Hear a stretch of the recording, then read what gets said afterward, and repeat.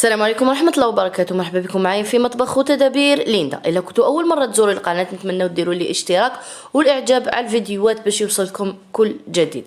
وصفتنا نهار اليوم ولا الفيديو تاع اليوم إن شاء الله راح يكون عبارة على محنشة كرومب، راح تكون يعني بطريقة مختلفة، راح تكون عبارة على دولمة بصح التقديم تاعها راح يكون بطريقة مختلفة تماما بصوص حمراء، وراح يكون سهل التحضير يعني بدون قليان بدون اي مشاكل ولا اي يعني تعقيدات، اون بليس يعني راح تكون صحيه ما فيهاش مشاكل كامل.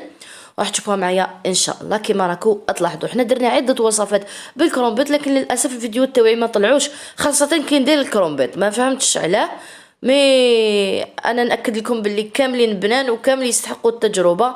اضربوا طلع على الوصفات تاعنا وان شاء الله يعجبوكم ورجعوا لي في التعليقات باش تفرحوني ونتشجع ونكمل معاكم كما قلت لكم وكما نقول لكم في كل مره. هذه الوصفه راح تكون بزاف متميزه، راح تكون بنينه يعني تليق حتى في شهر رمضان، وعلاش لا في الوقت اللي رانا فيه، بما انه راه الكرومبيت دوكا الوقت تاعو انا نغتنم الفرصه قد ما نقدر في الخضر. قلت لكم اللي تكون موسميه، يعني الا كانت الخضره هذيك وقتها جو بروفيت لوكازيون ماكسيموم باش ناكل الخضره في وقتها وتكون طازجه وتكون جديده، وعلاش لا ونسيح حتى نوكل ولادي باش يولفوا لي الخضره في كل مره.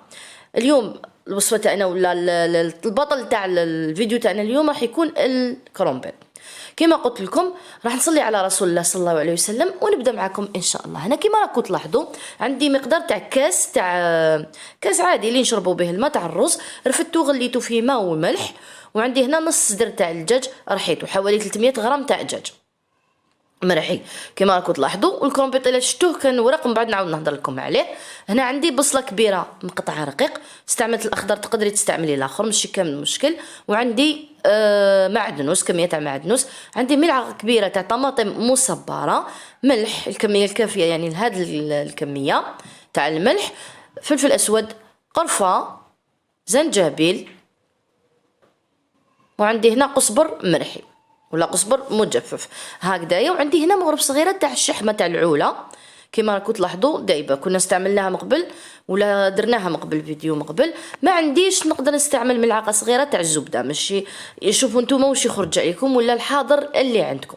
انا الشحمه راح تزيد تمدلي بنه وطعم الحشو هذا تاعي، بصح ولا ما توفرتش عادي نقدر نرومبلاسيها بملعقه صغيره تاع زبده. عندي هنا ملعقتين تاع زيت الزيتون، ما حبيتوش زيت زيتون ديروا زيت عاديه ماشي مشكل. هكذايا نعجن كلش هذا الحشو تاعي كامل في بعضه باش نتحصل على عجينه هكذا متجانسه وتكون يعني المكونات كامل مخلطين في بعضهم هكايا. ناخذ هذوك الاوراق تاع الكرومبيت تاعي اللي كانوا مغليين ديجا مسبقا، يعني بلونشيتهم ماشي غليتهم، حطيتهم واحد الخمس دقائق برك في ماء وملح وخل، من بعد نحيناهم في ماء بارد وحطيناهم قطروا مليح كما راكم تلاحظوا. نحينا هذاك الغصن اليابس اللي يجي في الوسط، قسمنا الورقه تاعنا على تنين، استعملت النصف كما راكم تلاحظوا. راح نعمرو دوكا بالعرض ماشي كيما موالفين نديروه ظلمه يعني نعمروه كيما البوراك، لا هاد المره عمرنا الطرف كامل.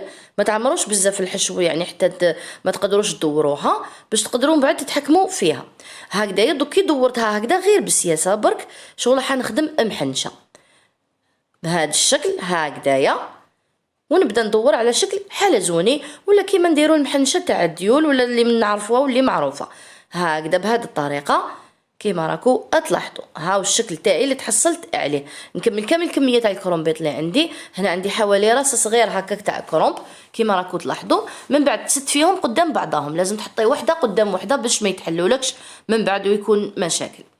حطينا باش نوجدوا دوكا المرقه تاعنا ولا لاصوص تاعنا. عندي هنا مغرف كبيره مملوءه تاع شحمه تاع العوله هذيك، ما توفرتش عندي قلت لكم عادي تقدروا تستعملوا الزيت ماشي مشكل هكذا. زدنا بصله كبيره مقطعه رقيق، وزدنا هنا حوالي 3 سنينات تاع الثوم قليناهم مليح. من بعد زدنا 3 حبات كبار تاع طماطم هكذايا طماطم حب قشرناها ولا سكرفجناها ديريكتومون وتحصلت على هذا الاخر نقليه مليح.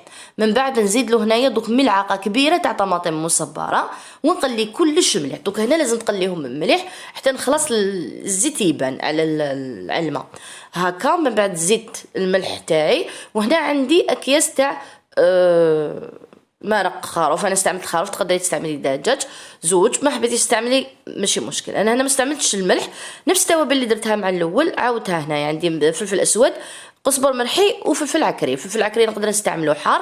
قليت كلش في بعضها هكذا كيما راكم تلاحظوا. شوفوا هنا ما درتش الملح، من بعد ندوق ونشوف.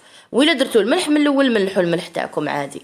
هكذا مرقت بالماء سخون، من بعد خليتها حتى رفدت الغليه. لازم تغلي مليح، يعني ترفد الغليه مليح. من بعد نحيتها كيما راكم تشوفوا دوكا، طفيت عليها. من بعد نجيب هذيك البلا يعني ولا الطنجره لازم تكون مفتوحه دو بريفيرونس، ما تحطوش وحده فوق وحده على جال باش يطيبوا الاز. ومن بعد نعمر هذيك المرق. شوفوا اغمروها بالمرقه، ما تشحولهاش باسكو من بعد راح تشربوا كامل.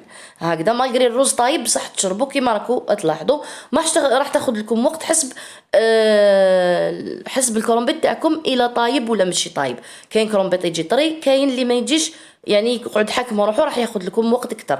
حوالي ساعه هكذاك وتكون البلاط تاعكم موجد كيما راكم تلاحظوا. قدمته بهذه الطريقه، راح تبقى فيه صوص صغيره، يعني تكون صوص عاقده وتكون صغيره برك ماشي بزاف، ما يقعد شورورو، ما ينشف، ما تخلوش ينشف كومبليتمون.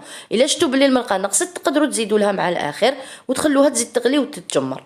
لازم يكون طبق متجمر وعلى ادامه كيما راكم تلاحظوا. قلت لكم راح تحصلوا على طبق رائع وبنين بزاف. هذا هو الطبق تاعي، يعني حيكون مام اذا الانسان كان صايم راح يوالم بزاف. والبنه ما نهضرش، يعني قلت لكم دائما تتاكدوا من هذا الشيء بعد ما تجربوا الحاجه. هذا هو الفيديو تاعي، ولا هذه هي الوصفه تاعي تاع اليوم. ان شاء الله تعجبكم وتجربوها وترجعوا لي في التعليقات والى وصفات اخرى ان شاء الله. الى اللقاء.